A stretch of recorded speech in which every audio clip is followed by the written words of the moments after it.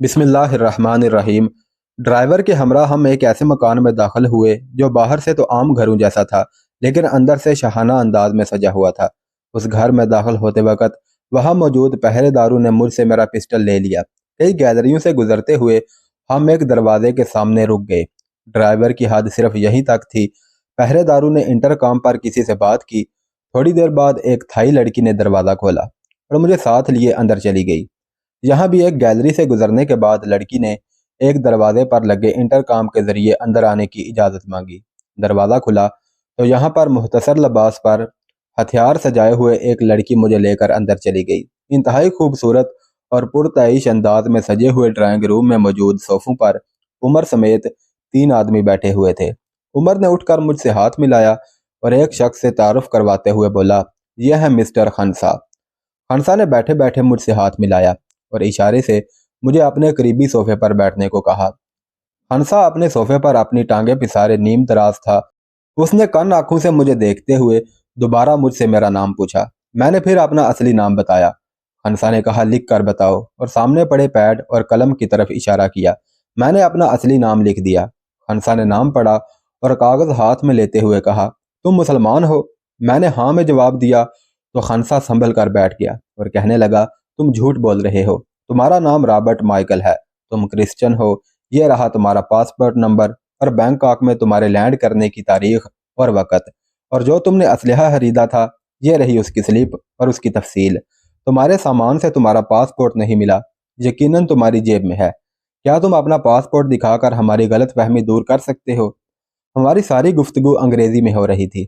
خنسا نے عمر کو مخاطب کرتے ہوئے کہا، مسٹر عمر، بہت دلچسپ واقعہ ہے کہ تمہارے دوست کے 2 نام ہیں اور 2 مذہب ہیں۔ کیا تمہارا دوست اپنا پاسپورٹ ہمیں خود دکھائے گا یا یہ کام ہمارے گارڈز انجام دیں؟ عمر انتہائی ششدر آنکھوں سے میری طرف دیکھ رہا تھا اور میرا حال کہ میں تھوک بھی نہ نگل سکتا تھا۔ مجھ سے غلطی یہ ہوئی کہ میں نے بھائی خان اور عمر کو رابرٹ کے نام سے پاسپورٹ بنانے کی وجہ نہیں بتائی تھی۔ کمرے میں موجود تمام افراد مجھے حیرانی سے دیکھ رہے تھے۔ ہر طرف خاموشی تھی۔ عمر کی حالت بھی مجھ سے مختلف نہ تھی۔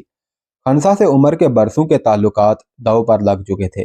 عمر نے نہ جانے کتنے پاپڑ بیلنے کے بعد خنسا کو مجھ سے اپنے خفیہ ٹھکانے پر ملنے کے لیے تیار کیا تھا۔ خنسا کے اعتماد کو ٹھیس پہنچانے والے کی سزا صرف موت تھی، چاہے وہ برسوں کا پرانا ساتھی ہو یا مجھ جیسا جو پہلی بار مل رہا ہو۔ میری خاموشی سب کے شکوک و شبہات میں اضافہ کر رہی تھی۔ میرے پاس صرف چند لمحات تھے جن میں اپنی صفائی پیش کر سکتا تھا۔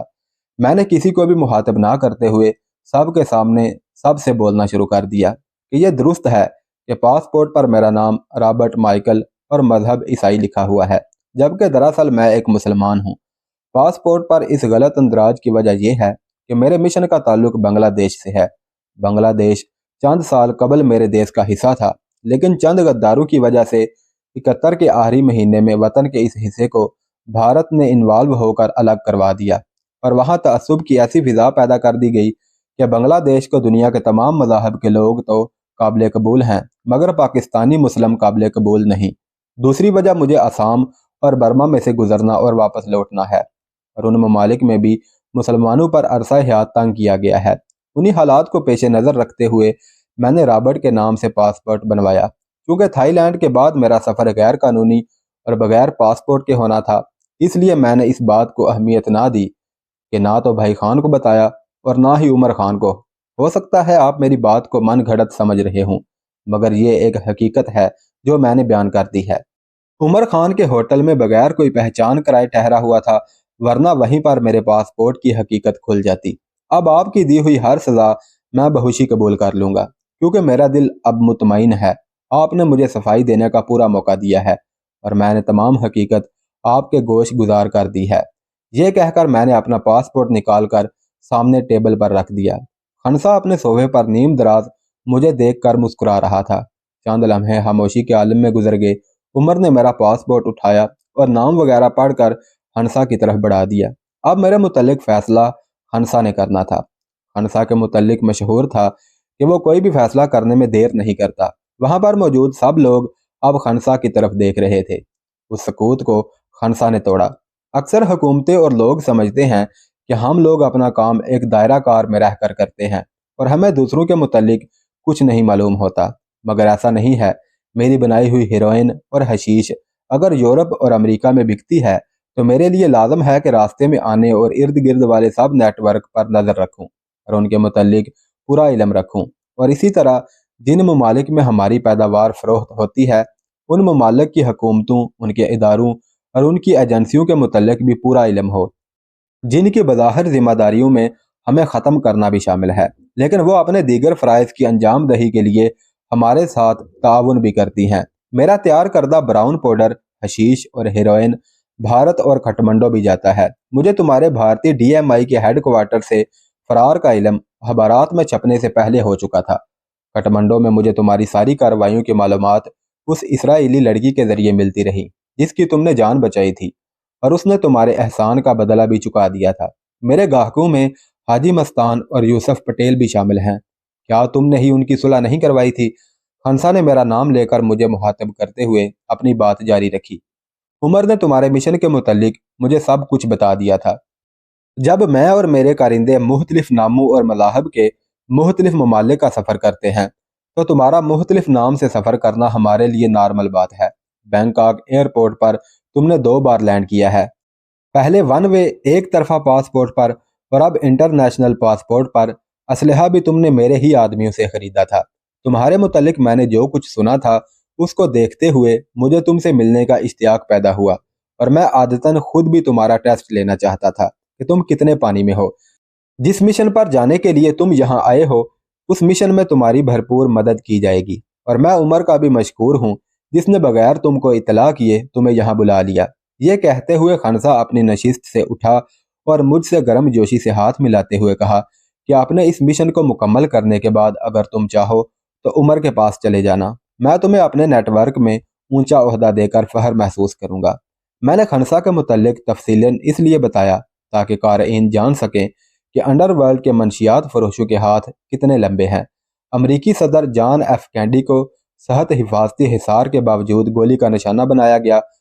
उसका कातिल ओसवाल्ड पकड़ा गया तो उसको अदालत में ले जाते वक्त रास्ते में ही सेहत कमांडो के हिसार में एक अजनबी शख्स रॉबर्ट ने इंतहाई करीब से पिस्टल की गोली से उसे हलाक कर दिया, और पुलिस ने रॉबर्ट को पकड़ने के बजाय उसे वहीं पर गोलियां मारकर हलाक कर दिया। और इस तरह कैंडी का मुकदमा भी अंधा मुकदमा बन गया। पाकिस्तान जो आजकल मंशियात फरोशों की जन्नत कहलाता है, दुनिया भर के मंशियात फरोशों के बादशाह और जेर ज़मीन माफिया पाकिस्तान को अपना सेंटर पॉइंट बनाए हुए हैं। पाकिस्तान के मंशियात बनाने और फरोख्त करने वालों ने दुनिया भर में अपना एक अलग मुकाम बनाया हुआ है। अयूब अफरीदी, मलक सलीम, राना अशरफ, अनवर खटक, मिर्ज़ा इकबाल बेग, इकबाल मेमन, आगा कैसर, राना सनाउल्लाह और दूसरे कई बैनुल अक़वामी शोहरत के हामिल मंशियात फरोश शामिल हैं। अगर मौका मिला तो उन सब के हैरान कुन और बेहद दिलचस्प हक़ाइक़ क़ारीन की नज़र करूँगा। खनसा से नहायत खुशगवार माहौल में मुलाकात का एहतताम हुआ। उमर और मैंने रात वहीं गुजारी। उमर को अपने माल की खेप लेनी थी। अगली सुबह 9 बजे हम 2 गाड़ियों और 6 गार्ड्स के साथ रवाना हुए। अब हमारी मंजिल उमर का एक खुफिया अड्डा थी जहां से उमर ने अपने माल की डिलीवरी देनी थी। उमर ने ना तो मुझे बताया और ना ही मैंने कुछ पूछना मुनासिब समझा कि उसका ये हवाई अड्डा कहाँ वाक़या है। अपने साथ जाने वाली मंशियात की बड़ी खेप से मुझे अंदाज़ा हो गया था कि हमारी मंजिल सनाई गोलक नहीं बल्कि कहीं और जा रहे हैं। तकरीबन 4 घंटे के सफ़र के बाद हम एक बड़े शहर के मज़ाफ़ात में दाखिल हुए। शहर का लोहे का बना हुआ बड़ा दरवाज़ा हमारे शहर के अंदर दाखिल होते ही बंद कर दिया गया। उमर ने मुझे बताया कि ये रिहान यानी हरजाई शहर है। उसके घर के पार्किंग एरिया में 3 गाड़ियां पहले से खड़ी थी। हमारे रुकते ही चंद आदमी आगे बढ़े। हीरोइन की खेप जिसके पैकेट बोरियों में थे उठाकर पहले खड़ी गाड़ियों में मुंतकिल करने लगे। यह काम बड़ी तेज़ी से हो रहा था। तकरीबन 20 मिनट में यह काम मुकम्मल हो गया। इस दौरान हम सब के लिए चाय और बिस्किट आ चुके थे। अभी हम चाय पी ही रहे थे कि दाखिली दरवाजे खुले। पुलिस की सायरन बजाती पीली बत्तियों के साथ टिमटिमाती हुई 2 गाड़ियां अंदर दाखिल हुईं। जितनी देर में पुलिस की गाड़ियां अंदर दाखिल हुईं, उमर और मैं एक तीसरी गाड़ी में सवार हो चुके थे, जबकि गार्ड्स हेरोइन वाली गाड़ियों पर सवार हो गए। पुलिस की गाड़ियां आगे, जबकि गार्ड्स की एक गाड़ी उनके पीछे और सेंटर में हमारी गाड़ी और एक हमारे पीछे गाड़ी। इस तरतीब से हम चलते हुए मेन रोड पर पहुंच गए। मैंने भी तहैया किया हुआ था कि उमर से नहीं पूछूंगा हमारी मंजिल कौन सी है। अगर उमर ने मुझे बताना मुनासिब समझा तो बता देगा, क्योंकि जासूसी और स्मगलिंग में काफ़ी चीज़ें मुश्तरक होती हैं। उनमें एक ये भी کہ جو زیادہ سوال جواب کرتا ہے وہ مشکوک ہو جاتا ہے۔ ہم بڑی شاہراہ پر پہنچے تو عمر نے اطمینان کا سانس لیا۔ کچھ دیر بعد عمر نے مجھے بتایا کہ ہم پھوکٹ جا رہے ہیں۔ پھوکٹ تھائی لینڈ کا ایک بہت ہی خوبصورت جزیرہ ہے جسے ایک پل کے ذریعے مین لینڈ سے ملایا گیا ہے۔ یہ جزیرہ نہ صرف تھائی لینڈ بلکہ پورے مشرقی ایشیا میں اپنا ایک منفرد مقام رکھتا ہے، اور غیر ملکی سیاح بے اختیار اس جزیرے کی طرف کھنچے چلے جاتے ہیں۔ پرتعیش بحری بیڑوں میں سوار ہو کر دنیا بھر کے بڑے بڑے سمگلر یہاں سیر و تفریح کے لیے آتے ہیں، اور واپسی جاتے ہوئے منشیات کی بڑی بڑی کھیپیں ساتھ لیے جاتے ہیں۔ عمر نے کہا کہ بین الاقوامی سیر و سیاحت کا مرکز ہونے کی وجہ سے پھوکٹ میں بین الاقوامی طرز کی پولیس بھی موجود ہوتی ہے۔ ہرجائی سے اس کے خریدے ہوئے پولیس والے اسی لیے اس کے ہمراہ جا رہے تھے کہ کاسموپولیٹینین پولیس کے علاوہ سمگلروں سے بھی مڈ بھیڑ کا خدشہ ہوتا ہے۔ پھوکٹ کے بالکل قریب مین لینڈ پر عمر کا اڈا ہے جہاں ہیروئن رکھی جائے گی۔ سیاحوں کے روپ میں غیر ملکی سمگلر اس کے کسٹمر بھی وہاں موجود ہیں۔ پہلے سے طے شدہ پلان کے مطابق کل رات انہیں ڈیلیوری دینی ہے، لہذا آج وہ اڈے پر مال اتارنے کے بعد وہ مجھے پھوکٹ لے جائے گا، اور کل دن کو وہ اپنے گاہکوں سے ہیروئن کی قیمت وصول کر کے رات کو تیز رفتار بوٹس کے ذریعے ہیروئن خریدار کے بجرے تک پہنچائی جائے گی۔ ہماری گاڑیاں ساحل کے قریب نسبتاً ایک چھوٹے گھر کے سامنے رکی۔ گھر سے باہر 3-4 تھائی غالباً ہمارے ہی انتظار میں کھڑے تھے۔ گاڑیاں رکتے ہی انہوں نے ہیروئن کی بوریاں اتاری اور گھر کے اندر لے گئے۔ اس دوران پولیس کی گاڑیاں ہمارے آگے پیچھے دائیں بائیں تھوڑا فاصلہ دے کر کھڑی رہیں، اور عمر کے مسلح گارڈز نے بھی سڑک پر پوزیشنز لے لی تھی۔ زیادہ سے زیادہ 10 منٹ میں ساری بوریاں گھر کے اندر منتقل کر دی گئی۔ عمر کی گاڑی نے سب اچھا کا سگنل دیا۔ سگنل موصول ہوتے ہی پولیس کی 2 گاڑیاں واپس چلی گئی۔ ہیروئن والی گاڑی میں 2 مسلح گارڈز بیٹھ گئے اور باقی گھر کے اندر چلے گئے۔ ایک گاڑی وہیں کھڑی رہی اور مسلح گارڈز والی گاڑی ہمارے ساتھ ہو لی۔ ہم مین لینڈ سے پھوکٹ کے جزیرے پر جا رہے تھے جہاں ہم نے ایک ہوٹل میں قیام کرنا تھا، اور عمر نے اپنے گاہکوں سے رقم کی وصولی کرنی تھی۔ میں پہلے بھی پھوکٹ کے علاقے سے گزر چکا تھا، لیکن نہ تو کبھی یہاں ٹھہرا تھا اور نہ ہی واقف تھا۔ عمر نے بتایا کہ جس گھر میں سامان رکھا گیا ہے وہ ساحلی پٹی موجودہ کرابی کا قصبہ ہے۔ پھوکٹ صوبہ بھی ہے اور جزیرہ بھی ہے۔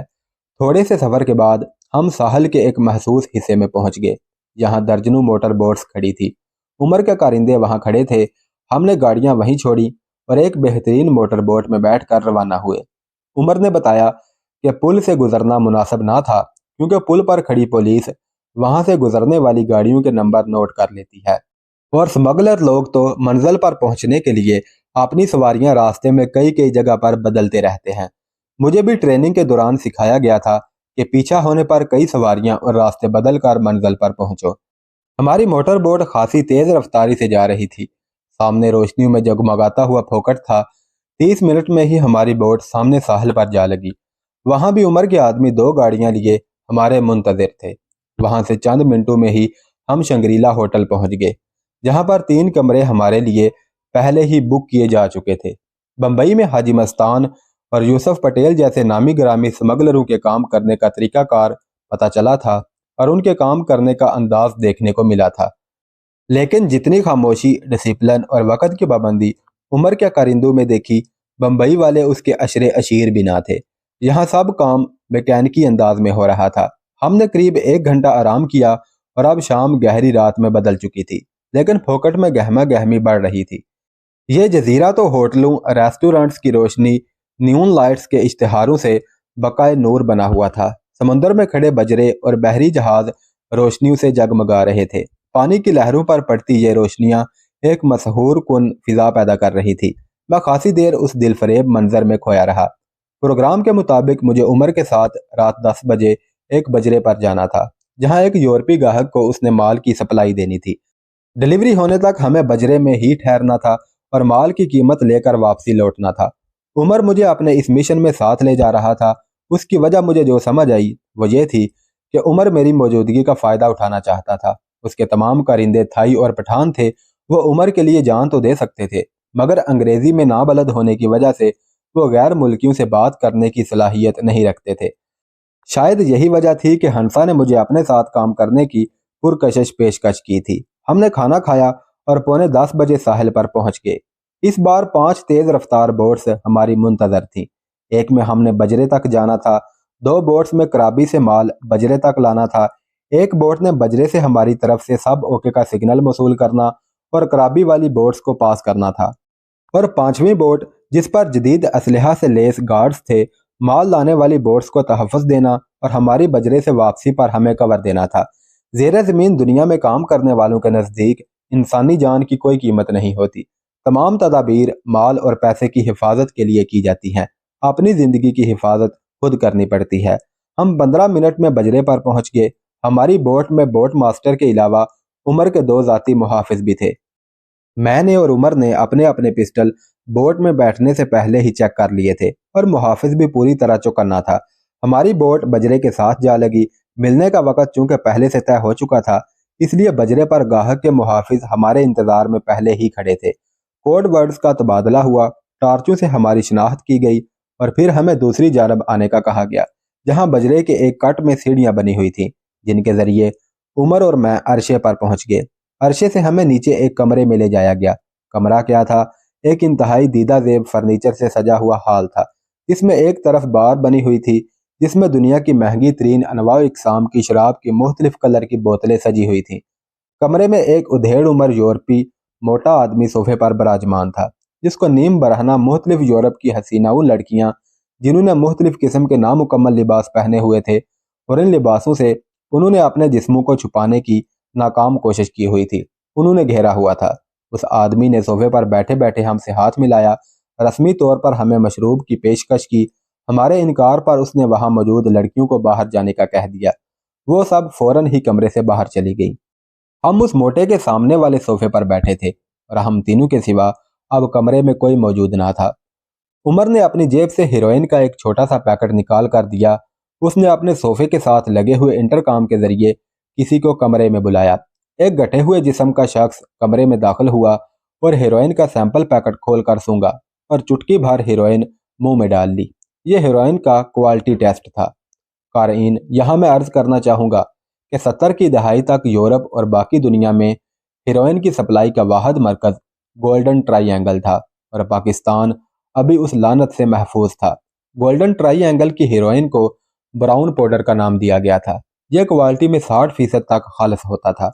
मंशियात में यह एक नया इजाफा था। मंशियात के आदि कोकेन और चरस ज़्यादा यूज़ करते थे। 80 के अशरे में पाकिस्तान क्वालिटी में नंबर 1 हेरोइन बनाने वाला मुल्क बन गया और 96% खालिस हेरोइन बनाने लगा। पाकिस्तान की बनाई हुई हेरोइन का कलर सफ़ेद था, इसीलिए उसे वाइट पाउडर का नाम दिया गया। उस चखने वाले शख्स ने इस बात में सर हिलाया। वो मोटा आदमी सिर्फ यूनानी जुबान बोलता था, लिहाजा चखने वाले ने मुतराजम के फ़राइज़ अंजाम दिए। 2 टन हेरोइन का सौदा तय पाया और पहली खेप 1 टन मुकर्रर हुई। उमर और मैं सौदा तय पाने के बाद उनसे इजाज़त लेकर अरशे पर आ गए। उमर ने जेबी टार्च से बोट में बैठे हुए अपने आदमियों को इशारे दिए। उन्होंने दरमियान में खड़ी बोट को सिग्नल पास किया और दरमियान वाली बोट से कराबी वाली बोट्स जिन पर हेरोइन लदी हुई थी उसको सिग्नल दिया गया। किस्सा मुख्तसर, 1 घंटे में तीनों हेरोइन से लदी बोट्स बजरे से आ लगी और हेरोइन के कार्टन बजरे में मुंतकिल होना शुरू हो गए। सिग्नल देने के बाद हम फिर कमरे में आ गए। वहाँ बड़े बड़े सूट केसों में डॉलरों की गड्डियाँ लाई गईं। हेरोइन की कीमत 2.5 लाख डॉलर फी किलो के हिसाब से 25 करोड़ डॉलर बनती थी, यानी सूट केसों में 100 डॉलर की 2500 गठियाँ थीं। डॉलरों से भरे सूट केस बोट्स में मुंतकिल किए गए और हम दोनों गैर मुल्कियों से गर्म जोशी से हाथ मिलाकर अपनी बोट में उतर आए। मैंने महसूस किया कि उमर कुछ घबराया हुआ है।